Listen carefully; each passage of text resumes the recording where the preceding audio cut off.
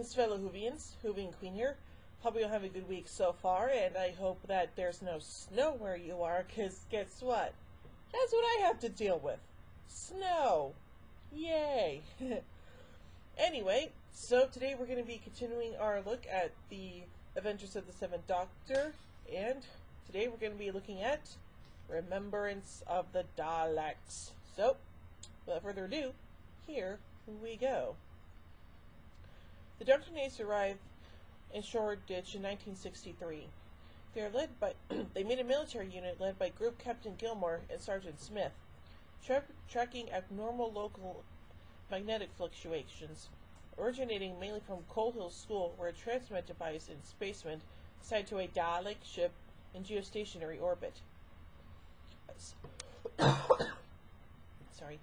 A second, weaker fluctuation is emitted by a great Dalek in a nearby junkyard. Evidently, two Dalek factions are present: the Imperial Daleks on the orbiting mothership controlling the school, and renegade Daleks who reject the Emperor's authority. Both sides seek the Hand of Omega, a Time Lord device the Doctor left on Earth during his visit to 1963. Okay then. Smith is the secret associate of Ratcliffe, leader of a group of fascists, reporting to a renegade battle computer, which also uses a schoolgirl as its eyes and ears. That's, odd, and a little bit creepy, and disturbing. The Doctor has the hand buried in a local cemetery as a ruse, but it is soon unearthed by Ratcliffe, tipped off by Smith. Imperial Daleks arrive to seize it from the renegades. The Doctor and Ace defeat them and destroy their transmat. Yay! Anticipating a siege, the Doctor has Gilmore fortify the school while he tries to revive the hand. He fails, but disables the renegade time controller, fleeing with Daleks in pursuit, returning just as the Imperial Daleks land. They rout the renegades, wiping out all but a supreme Dalek, allowing Ratcliffe and Smith to escape with the controller, pursued by the schoolgirl who kills Ratcliffe. Bum bum bum. The Imperial Daleks take the hand to the mothership, leaving for their home planet, Skaro. Ace follows Smith to recover the controller. The Doctor establishes communication with the Dalek Emperor, who is really a creator, Davros, who means to destroy the Time Lords with a hand. Oh boy. The Doctor mocks him, but then feigns fear. Davros launches the hand, Skaro's gun, into the supernova. Davros launches the hand. Skaro's sun goes supernova, and Skaro is destroyed. The force of the explosion also wrecking the mothership. The hand returns to Gallifrey. That's good. Smith captures and attempts to kill Ace, but the schoolgirl finds him and kills Smith first. The Doctor persuades the Supreme Dalek to relinquish control of the girl, as with Skaro gone, so is its purpose. The Supreme self-destructs, and then the girl screams and faints. At Smith's funeral, Ace asks the Doctor if what they have done was good, to which he responds, "Time will tell." And time will definitely tell. So let's take a look at the behind the scenes with continuity and then production. An Undertaker refers to the fact that he thought the Doctor was supposed to be an old geezer with white hair, referring to his first incarnation. Now let's start abduction things with conception and writing. Producer John Ethan Turner wanted to start Doctor Who's 25th anniversary season, quote, with a bang, by doing a story with the Doctor's most famous adversaries, the Daleks. Ethan Turner's script editor Andrew Cartmel hired Ben Aronovich to write the story. Aronovich had not written for television before, Aronovich, who had not written for television before, was ecstatic. Aronovich was 25 years old at the time, and had been recommended to Cartmel by fellow BBC script editor Caroline Outland. He initially developed a story idea, which later became Battlefield. But before Cartmel then commissioned Aronovich to write the Dalek story, originally titled Nemesis of the Doctor. According to deals made with Terry Nation, the creator of the Daleks, the script for a Dalek story had to be approved by Nation if he was not writing it. Despite initial concerns, the storyline was approved. One of Carmel's goals with the story was to have the Doctor be a commanding center, rather than being, quote, pushed and pulled by the story as he felt had been happening recently. As such, Aronovich wanted there to be a spirit of the Doctor just wanting to tackle the Daleks. Two of the first things Aronovich thought of when creating the story was the 1963 setting and a Dalek climbing up the stairs. He decided to reveal the Daleks in the middle of the first episode instead of as its cliffhanger, and then have the latter be a Dalek levitating upstairs to surprise viewers. The inability of Daleks to climb stairs was an urban myth and a joke, with the Doctor even joking about it in Destiny of the Daleks. Remembrance was intended to put it to rest. The Cardinal noted that the joke was so prevalent. The Dalek Civil War scene in Remembrance was intended to be an outcome of the previous story, Revelation of the Daleks. Aronovich felt that destroying Skaro at the end seemed like a logical conclusion, but he knew that it might not be the best decision in the long run. Yeah, that's kind of true, I guess. Remembrance of the Daleks was the first story in Doctor Who's 25th anniversary season, contains many intentional references to the series' past, something Aronovich felt was fun. The story is set in the same time and place as the program's first episode, An Unearthly Child, where Coal Hill School employed original companions Ian and Barbara, and the Doctor's granddaughter Susan was enrolled. The Todders Lane Junkyard also appears, as it had in Season 22's Attack of the Cybermen, though I am F-O-R-E-M-A-N, is misspelled I am F-O-R-M-A-N. Originally read L-M, but that was changeable in production. In one of the classrooms, Ace picks up a book on the French Revolution, just as Susan had in An Unearthly Child. Aldred studied the original to mimic Caroline Ford's stature. Nice. The Doctor references the events of the Dalek invasion of Earth, Genesis of the Daleks, Terror of the Zygons, and the Web of Fear, as well as linking a device to something he used in Planet of the Daleks. The Doctor mistakenly calls Captain Gilmore Brigadier, a reference to the character of Brigadier Lethbridge Stewart, who headed UNIT, an organization similar to Gilmore's. Rachel, a scientific advisor from Cambridge, is similar to Liz Shaw, and she shares a conversation with Gilmore that is reminiscent of a conversation between the Brigadier and Liz in Spearhead from Space. Rachel also bears a physical resemblance to Barbara. Remembrance of the Daleks is also notable for containing a meta-reference. A television continuity announcer says, "This is BBC television. The time is 5:15 and Saturday viewing continues with an adventure of the new science fiction series Doc, but is cut off by a scene change before completing the title." Aronovich, quote, couldn't resist the reference, and clarified that it was meant as a joke and was not to be taken seriously. Originally, it was intended that the show that was introduced would be called Professor X. In addition, Alison and Rachel make a mention of a Bernard from the British rocket group. This is a reference to Bernard Quatermass and his British experimental rocket group, of the Nigel Neal penned Quatermass science fiction television serials. Several scenes from Remembrance of the Daleks were cut or edited in production.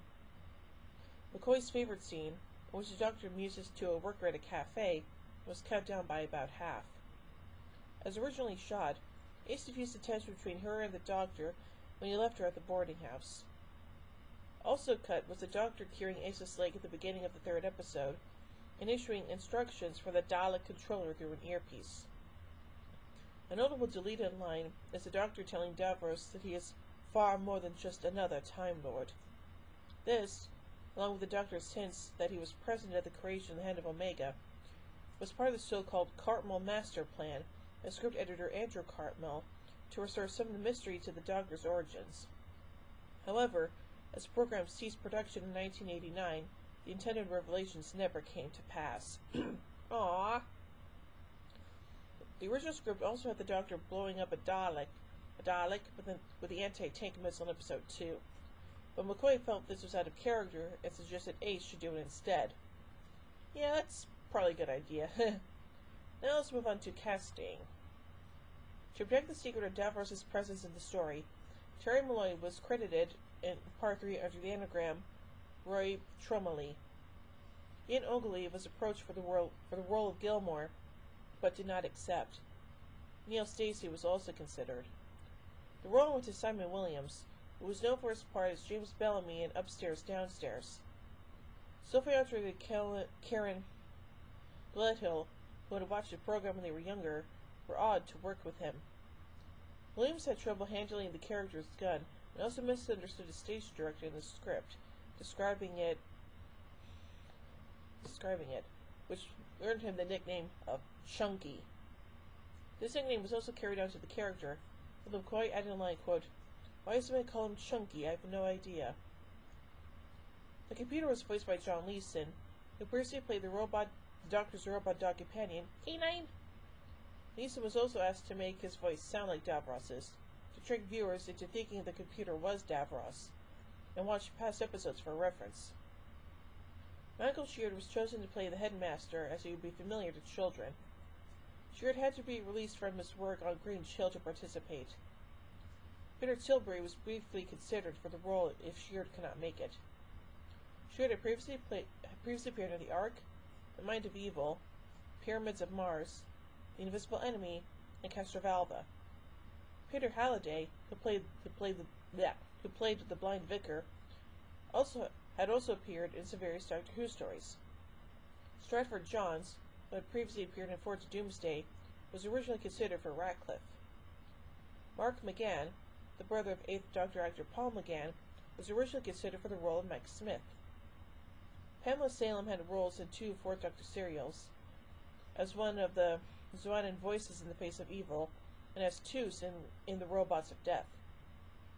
Simon Williams, Karen Gledhill, and Pamela Salem reprised their roles in this serial for the audio spin-off series for Big Finish titled Countermeasures, which details the adventures of the group after this story.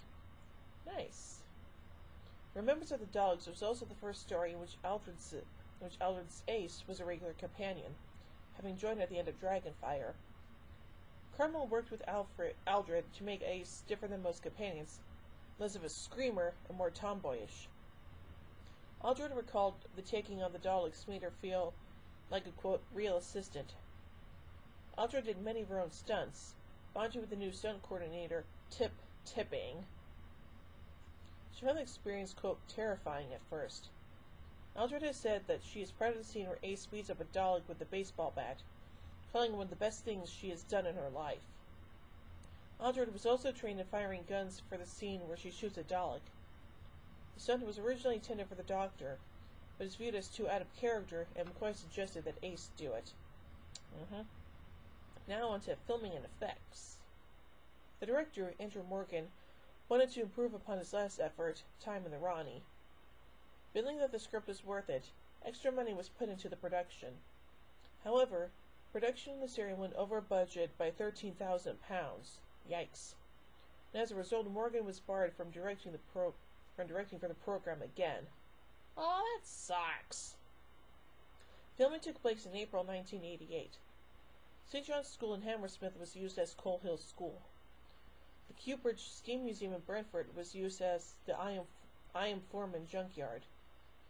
Filming at this location was occasionally interrupted by a radio traffic news helicopter circling overhead.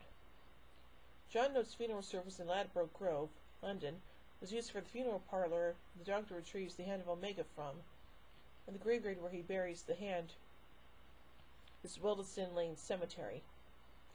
The cemetery filming was attended by some Doctor Who fans who came to watch. Interesting. For the levitating Dalek, a scaffolding was built over the stairs, and the Dalek prop was placed in a tray that was hoisted up by a rail-mounted trolley. The 3 renegade Daleks were reused props from the 1960s. The Imperial Daleks were built with bigger wheels that would roll easier on location. Aronovich expected the Dalek ship to be cheap-looking and achieved with color separation overlay, and was surprised when a model ship was constructed and landed with the help of a crane. For the final battle sequence between the Renegade and Imperial Daleks, the BBC Effects Department's pyrotechnics were so loud and the explosion so realistic that the London Fire Brigade was dispatched to the scene by local residents It appeared that an IRA bomb had gone off. When Clover called it after the first explosions, a number of car alarms in the neighborhood went off. The emergency services drivers were surprised when they arrived to see Daleks coming at them from out of the smoke. The junkyard gate was part of ITV's storage facility, and the pyrotechnics not only destroyed it for the effect of the special weapons Dalek blowing it up, but also smashed windows in the nearby building. A thermal imaging camera was used for the Dalek perspective shots. Now on to post-production. The first episode begins with a cold open. The second serial to have a specially shot pre-title sequence after Time of the Rani. Lo Castrovalvo began with a reprise of Logopolis, and the Five Doctors featured a clip from the Dalek invasion of Earth before the title sequence. Remember Says Cold Open features a shot of the Earth with audio clips from 1963, including excerpts of John F. Kennedy's American University speech and Martin Luther King Jr.'s I Have a Dream speech. Many other clips from the early 60s were planned but did not make the final cut. Many songs from the time period can also be heard in the background during several scenes in the serial. Now finally, on to themes and analysis. James Chapman, in his book Inside the TARDIS, reported that the plot to revisit the Doctor's past and origins had been compared to a comic book trend in the 1980s to reinterpret the origin stories of comic book characters. He also noted that the many continuity references in the story displayed a knowledge of the series' history, but that remembrance of the Daleks was, quote, neither celebration of the Doctorial legacy like the Five Doctors, nor an exercise in fan's sense of continuity as was displayed in Attack of the Cybermen. The battle between the factions of Daleks has been likened to racism, which is apparent in the 1960s setting as Ace sees a sign that says no coloreds. The subtext was intentional, as Aronovich drew on the Daleks' Nazi theme and applied it to the setting. Karma was particularly proud of the scene and, when it was screened to the BBC head of drama Mark Shivas, rewound the tape because Shivas had missed the sequence due to a phone call. Shivas felt that Ace should have torn the sign up, and Carmel agreed it was a missed opportunity. Yeah, that's pretty true, but But hey, the episode itself is pretty damn good, so, what can you do? So, overall, I give Remembrance of the Daleks 5 sonic screwdrivers out of 5. Well, join me next week as we take a look at the Happiness Patrol. Wonder how that's going to turn out. So, until then, this is Hoovy and Queen saying, oh my giddy aunt! When I say run, run! I'm Professor Polarity of the Neutron Flow. Would you like a chili, baby? Fantastic! Allons-y! Geronimo! Bow ties are cool, fezzes are cool, and Stetsons are cool.